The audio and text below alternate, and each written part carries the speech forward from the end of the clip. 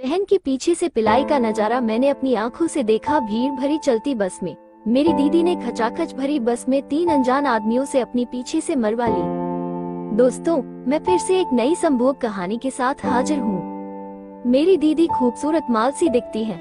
सच में मेरी दीदी अब बहुत कमाल की लगने लगी है। उनका पिछवाड़ा अब पहले से और ज्यादा फैल गया है क्योंकि वे अब और ज्यादा पिलवाने लगी है। वे अभी भी पहले की तरह ही एकदम चुस्त और छोटे कपड़े पहनती है। टाइट कपड़ों में दीदी की बेस और भी उठी हुई दिखती है। अब मेरी बहन की बेस पिलाई का मजा लीजिए। एक दिन की बात है, मैं अपने दोस्तों के साथ खेल रही थी। खेलते वक्त मैं गिर गई और मेरे पैर में चोट लग गई। चोट लगने की वजह से मेरे पैर में बहुत तेज दर्द होने लगा था। इस दर्द की वजह से पापा ने गांव के डॉक्टर को बुलाया, लेकिन उन डॉक्टर को भी पता नहीं चल पाया कि मेरे पैर में दर्द कैसा था। गांव वाले डॉक्टर ने कहा शहर जाकर दिखाना पड़ेगा। मुझे पता नहीं लग पा रहा है कि इसे क्या हुआ है। माँ पापा से बोली इसे शहर ले जाकर दिखा दीजिए। पापा बोले मुझे कुछ जरूरी काम है, शालू ले जाकर दिखा देगी। दीदी बोली हाँ ठीक है, मैं ले जाकर इसे डॉक्टर को दिखा दूंगी। उसके अगले दिन मैं और दीदी शहर के लिए निकल गए। निकलने से पहले दीदी ने गजब के कपड़े पहने थे, स्कर्ट और टॉप। दीदी का स्कर्ट बहुत छोटा सा था और टॉप काफी टाइट था। इन कपड़ों में दीदी की मौसमी देखकर लग रहा था कि अभी टॉप को फाड़कर बाहर आ जाएंगी। उनका स्कर्ट भी घुटनों से थोड़ा ही नीचे तक का था। फिर हम दोनों घर से शहर के लिए निकल गए। उस समय हमारे गांव से शहर के लिए बहुत कम बसें चलती थी। जब हम बस स्टैंड पहुंचे तो एक बस जाने को रेडी खड़ी थी और उसमें काफी भीड़ थी। लगभग पूरी बस पहले से ही सवारियों से भरी पड़ी थी। किसी तरह से मैं और दीदी बस में चढ़ गए।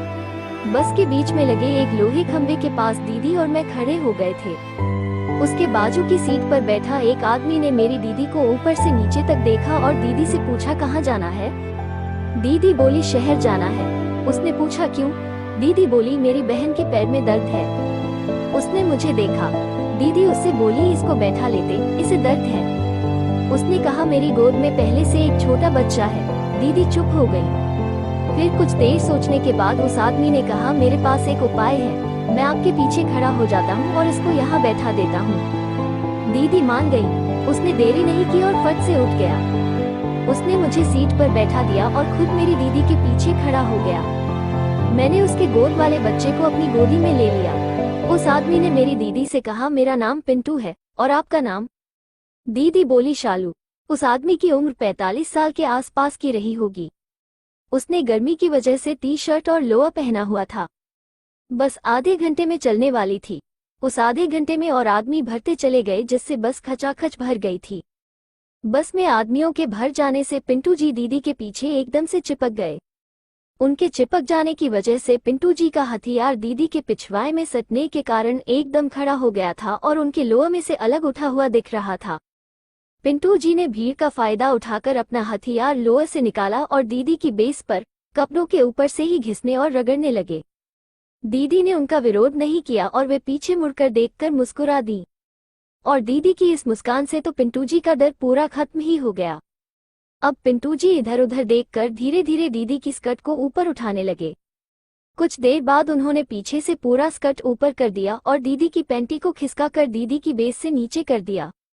दीदी की बेस खुल गई थी तो पिंटू जी ने पीछे से अपना हथियार दीदी की बेस में सटाया और सहलाने लगे।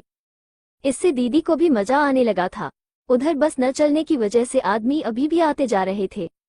दीदी ने पिंटू जी को पीछे करके अपना स्कर्ट नीचे कर दिया, लेकिन पिंटू जी ने अपना हथियार दीदी की बेस पर कपड़े के ऊपर से ही सहलाना जारी रखा था। थोड़ी देर बाद बस ने सरकना शुरू कर दिया। धीरे धीरे बस ने रफ्तार पकड़ ली। शहर पहुंचने में 1.5-2 घंटे का समय लगता था। बस के चलते ही पिंटू जी ने दीदी का स्कर्ट फिर से उठाया और अपना हथियार पहले की तरह दीदी की बेस में लगाकर सहलाने लगे। दीदी को ये सब अच्छा लग रहा था और उनकी नुन्नी से पानी भी निकल रहा था। अब पिंटू जी ने एक हाथ आगे किया और दीदी की नुन्नी को सहलाने लगे। उन्होंने नुन्नी का पानी निकालकर अपने हथियार में लगाना शुरू कर दिया था। ये सब करवाकर दीदी को भी अच्छा लग रहा था। कभी कभी दीदी अपने हाथ से पिंटू जी का हथियार पकड़कर जोर से अपनी बेस में रगड़ लेती थी। दीदी की अकुलाहट बता रही थी जैसे उन्हें भी पिंटू जी के हथियार से अब मरवाने का मन होने लगा था। पिंटू जी भी अब ये बात समझ रहे थे कि इनको अब अपने छेद में मेरा हथियार पिलवाने का मन है। पिंटू जी ने ये देखते ही एक पल की भी देर नहीं की और तुरंत दीदी की नुन्नी से ज्यादा सा पानी लेकर अपने हथियार में लगाया और उनकी नुन्नी में डालने की कोशिश करने लगे। लेकिन दीदी के सीधी खड़ी होने की वजह से पिंटू जी का हथियार दीदी की नुन्नी में नहीं जा रहा था। यदि मेरी दीदी घोड़ी सी बन जाती तो शायद हथियार उनकी नुन्नी में भी चला जाता, लेकिन आगे भीड़ के कारण वो सब संभव नहीं था। फिर पिंटू जी ने छेद बदलने का निर्णय किया। अब उन्होंने अपने हथियार में और दीदी की बेस के छेद में अपना थूक लगाया और हथियार पर जोर लगाकर उसे दीदी की बेस में डालने लगे। हथियार का मुखड़ा बेस में सरक गया।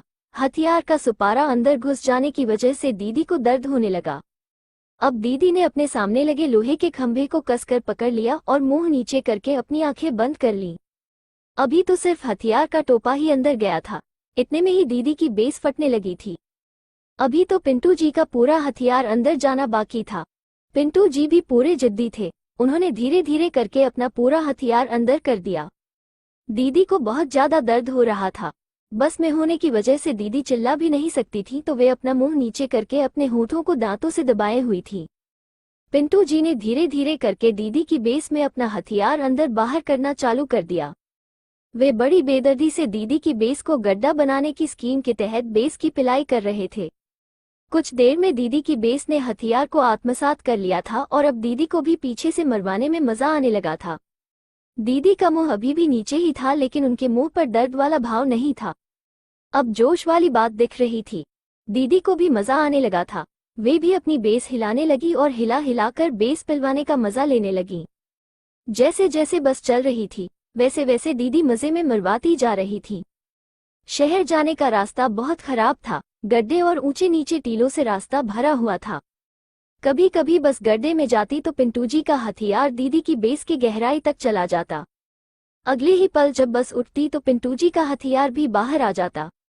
ऐसे गेम बजाते हुए पिंटू जी को करीब 20 से 25 मिनट हो गया था। इतनी देर में पिंटू जी के पीछे वाले एक आदमी ने उनको दीदी का पीछे से गेम बजाते हुए देख लिया।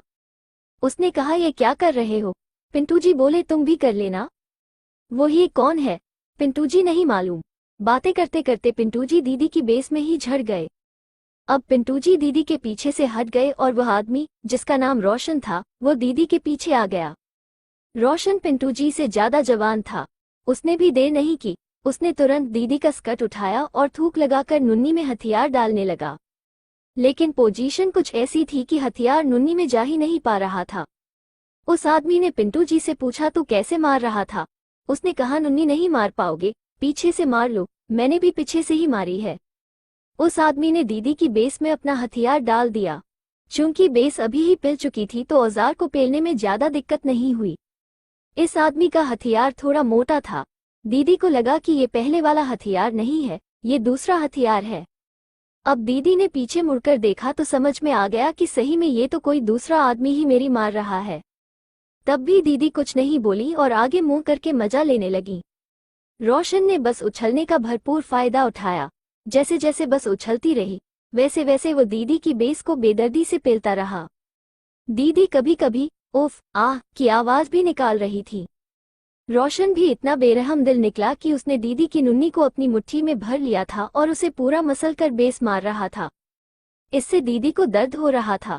दीदी बार बार अपने हाथ से उसका हाथ हटा रही थी, लेकिन जब वह नुन्नी को जोर से मसलता या मौसमी को जोर से मसल देता तब दीदी की आह निकल ही जाती। उसको मेरी दीदी पर कोई दया नहीं आ रही थी। दीदी की जोर जोर से मौसमी और नुन्नी मसलने का सिलसिला चलता रहा, जिस वजह से दीदी की आंखों में आंसू भी आ रहे थे। लेकिन रोशन रुकने का नाम ही नहीं ले रहा था। इतने में बस कंडक्टर सबसे बस भाड़ा लेते हुए करीब आने लगा। जब वो दीदी के पास आया तो पिलाई होती देखकर हैरान हो गया। उसने रोशन की तरफ देखा तो रोशन ने आंख दबाकर कहा, काहे घबरा रहे हैं, आप भी ले लीजिएगा। दीदी ने ये सुना तो पीछे मुड़कर देखा। रोशन दीदी से बोला, जैसे 2 वैसे 3, क्या फर्क पड़ने वाला है, भाड़ा भी नहीं लगेगा। कंडक्टर साहब भाड़ा मत लीजिएगा, बदले में नुन्नी मार लीजिएगा। ये कहकर रोशन हंसने लगा। दीदी ने रोशन को देखकर मुंह बिचका दिया। बस के कंडक्टर ने भी छेद का फायदा समझ लिया था और वो दीदी से पैसा मांगे बिना ही आगे बढ़ गया। इधर रोशन 15 मिनट तक दीदी की बेस मारता रहा। जब वो झड़ने लगा तो उसने दीदी का पस नीचे गिरा दिया और जैसे ही दीदी पर्स उठाने के लिए बैठी सी हुई, वैसे ही रोशन ने दीदी के बाल पकड़कर अपना हथियार दीदी के मुंह में पेल दिया।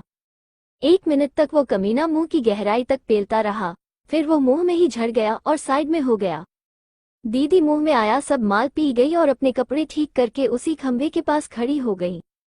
कुछ देर में कंडक्टर सबसे पैसा लेकर आया और वह भी दोनों की तरह ही दीदी के पीछे से मारने लगा। कंडक्टर को और भी काम था, इस वजह से वो दीदी की बेस को जल्दी जल्दी मार रहा था। साथ ही वो दीदी की नुन्नी में हाथ लगाकर मसल रहा था और मौसमी को भी ऊपर से ही मसल रहा था। रोशन ने दीदी के नुन्नी इतना ज्यादा कसकर मसला था कि दीदी की नुन्नी लाल हो गई थी। अब कंडक्टर का हथियार जलन भी दे रहा था। कुछ देर तक पिलाई करने के बाद कंडक्टर ने दीदी की बेस में माल गिरा दिया और आगे चला गया। बहन के पीछे से पिलाई की वजह से दीदी की बेस लाल तो हो ही गई थी, साथ में सुरंग जैसी भी हो गई थी। थोड़ी देर बाद शहर आया, दीदी और मैं नीचे उतर गए। उतरने के बाद दीदी एक चबूतरे पर बैठ गई। वे उधर आधे घंटे तक बैठी रहीं। दीदी कभी एक टांग उठाती तो कभी दूसरी टांग को उठाती। उसके बाद हम दोनों डॉक्टर के पास गए। दीदी ने डॉक्टर से अपने लिए भी दर्द की दवा ले ली। उन्होंने एक गोली वही खाई और बाकी खुराक अपने पास में रख ली ताकि जाते समय फिर कोई उनकी नुन्नी या बेस को मारने वाला मिल गया तो खाने के लिए दवा सही रहेगी।